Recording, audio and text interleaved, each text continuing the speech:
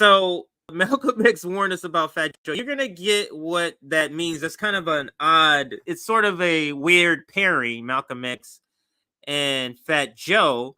But let me show you what I mean. This is a short clip from Malcolm X. I've played this clip before. You see what I mean after. I'll make comment after I play it. So let's listen to Malcolm X with one of his famous quotes that I love. Just told you a little while ago, these leaders that they call leaders, this included Lena Horne, this included Dick Gregory, and this included comedians, comics, trumpet players, baseball players. Show me in the white community where a comedian is a white leader. Show me in the white community where a singer is a white leader, or a dancer or a trumpet player is a white leader. These aren't leaders. These are puppets and clowns that have been set up over the white community and over the black community by the white community, and have been made celebrities and usually say exactly what they know that the white man wants to hear. Just told you a little while ago, these leaders.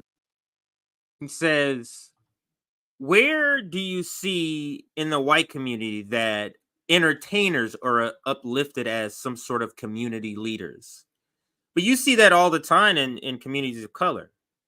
You see Jay-Z out there. You see Common out there, the rapper Common. You'll see, who else do they bring out? On the conservative side, they'll bring out like Kanye West and Lil Wayne, because these are prominent people, popular people who have made a deal with the white establishment. That's why they're able to be what they are.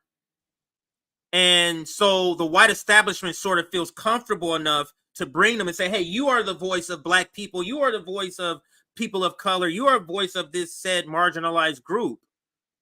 Because I made a deal with you. I can take your money away. So make sure you go out there and say what I want you to say. And that's kind of what they all sort of do. And this is what somebody posted this video actually in response to this video of Fat Joe. So Fat Joe goes on CNN, and so we now know we're in election season. When you start seeing celebrities now talking about politics, I remember Puff Daddy was one of them, or what is he called by P. Diddy? He was at one point enlisted to be that. And I remember the Vote or Die. It was a t-shirt that said Vote or Die on it. And he was promoting that. Jay-Z and Beyonce did it for the Obama one year, and I think Hillary that year that she lost. It's a lot of different celebrities that do it. Common does it. John Legend. Here we have Fat Joe. And remember the words of Malcolm X as you listen to what Fat Joe says in this segment here. Joe, you have been an enormous advocate for a transparent healthcare system. I mean, you even released a PSA with Rick Ross, with Busta Rhymes, others. Listen to what you have to say. I want everyone to see this. So, enlist other friends. And the thing is, a lot of these people that they enlist, a lot of these celebrities are so not into politics. They have no idea.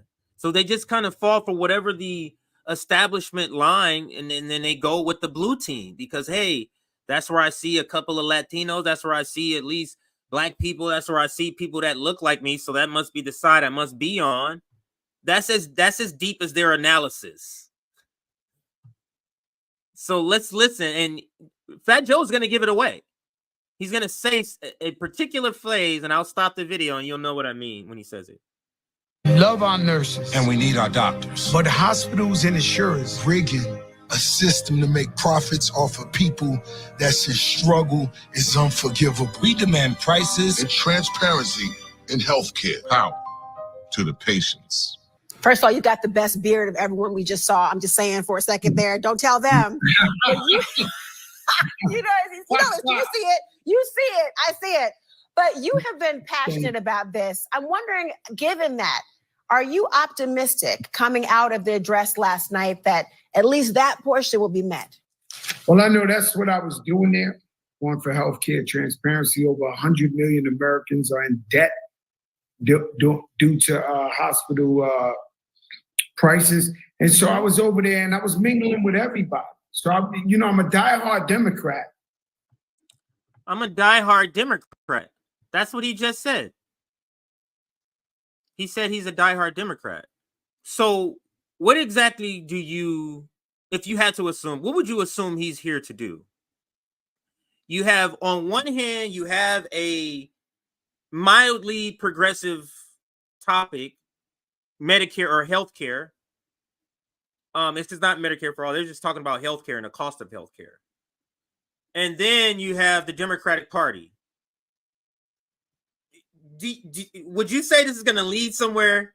You have a topic that's going to draw a lot of people's eyes because everybody needs healthcare, and so many millions of people in the United States is deprived of that.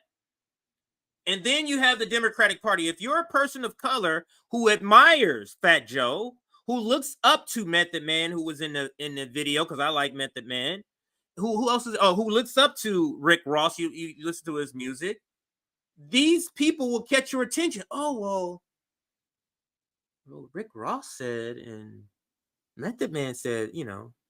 And I was surprised Public Enemy, who was that? Don't forget, what's his name? Cut D was there at the end.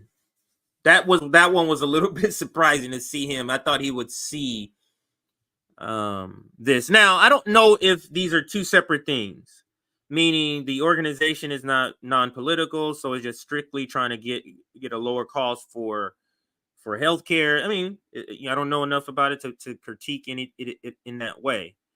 But just pairing it, and by saying I'm a diehard Democrat, I'm just curious on what else is he going to be saying here. But I stuck in the speakers gala first because I had to deal with the Republicans. I'm trying to bring this law through bipartisan. Mm-hmm. So I went up in there, stuck in. He saw me. He said, "Fat Joe." He told his wife, "Yo, I got street cred." Fat Joe came to check me. Then they had an incredible spread of food, and in true Democrat fashion, I was the first to eat the food there.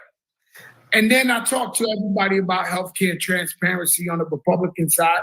Then I went to see Hakeem Jeffries, hung out over there, tore their spread up too, and just hung out with everybody over there and just bringing awareness that America's in a big crisis. A lot of people are losing their homes, losing everything they got due to healthcare prices. And so that's why I was in there. But now the atmosphere. Now, why isn't he pushing single payer healthcare in this framing? People can't afford it. People don't have it because they can't afford it. People that have it can't afford to use it. So you're here to say what? Just to be transparent? This was the Super Bowl of politics. So standing room only, I'm upper deck too. I didn't have like a front row. I'm usually courtside at a Knicks game. I'm upper deck. I don't feel too bad because the governor, Kathleen Holcomb from New York, was sitting next to me. So we both was in the cheap seats, right? But we at the time of our lives, the president, vintage Joe Biden. I've been a fan for so many years since he was a senator. He was so... When he was a senator and he was passing the crime bill?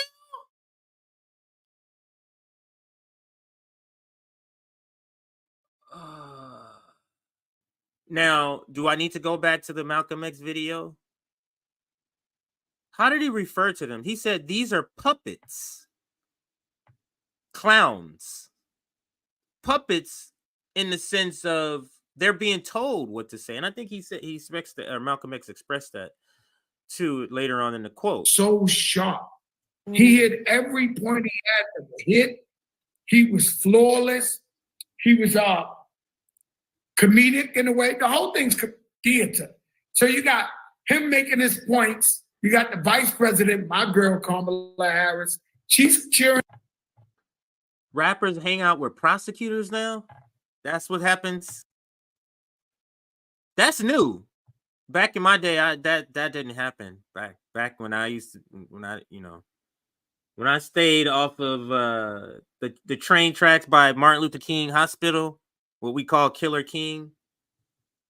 I don't remember this. I don't remember that. Cheering them on, and then you got the speaker behind him making all kind of faces. A lot of faces. Kamala Harris is hated in California by Black people. Theater. This was the all-star game of politics, and I was glad I had a seat in the house. Well, what about those who were in the crowd heckling? Were you surprised by that? What was your reaction when you saw and heard President Biden responding to calls from the audience? And the audience, of course, were members of Congress. It showed that he was sharp. It showed that this wasn't like a scripted thing, because he was responding right back to them, to whatever they were saying, he was responding. And that's just the state of politics now. You know, this ain't the back in the days. This is now where you got, you know, everybody screaming out, doing whatever, you know, and that's just the state of politics. That's where we at right now, 2024. Well, let me ask you, I mean, you said you met with Republicans and Democrats. I'm happy to hear that, because obviously you have been so passionate. You know the only path forward is the bipartisanship on an issue like that. When you spoke to Speaker Johnson, when you talked to Republicans, did you feel more than the fan love? Did your policies, did your proposals, were those resonating? He told me the speaker told me he was a health attorney before this and knows all about the issue. And he said he's all in. And so we love this, Power to the Patients and myself, we love this bill being presented by Bernie Sanders and Senator Baum, which is a bipartisan bill that forces the hospitals to show us the prices. Now, Joe, what's so important about the prices? Well, if you got to have an MRI, there's a such thing going on right now in the same hospital. They could charge four different prices for 4 different patients in the same hospital at the same time. So now we want to know the prices so that we can do our research, look at 3 hospitals, and it builds competition and it helps the Americans. So I'm just spreading. So this is a bill that does nothing about helping people with prices. It's just so you can see how bad you're not being helped. That's what Fat Joe's doing. So nothing to really challenge the Democratic Party. No legislation to really challenge the Democratic Party, like a Medicare for All bill. People can't afford it. Fuck the prices. How about just give it to everybody, Medicare for All, Fat Joe? Why wouldn't you say that? But he's a diehard Democrat. He was invited there, so of course he's not going to say nothing about Joe Biden. I mean, if he wasn't coached to be this way about the Democratic Party, and he's just this way about the Democratic Party on its own, that's just a damn shame. That's just a damn shame, the way he's praising Joe Biden, the guy, the architect of the 1994 crime bill. Just a damn shame. I'll play this one again to close out this segment with Fat Joe. Just told you a little while ago, these leaders that they call leaders, this included Lena Horne, this included Dick Gregory, and this included comedians, comics, trumpet players, baseball players. Show me in the white community where a comedian is a white leader. Show me in the white community where a singer is a white leader, or a dancer or a trumpet player is a white leader. These aren't leaders. These are puppets and clowns that have been set up over the white community and over the black community by the white community, and have been made celebrities and usually say exactly what they know that the white man wants to hear.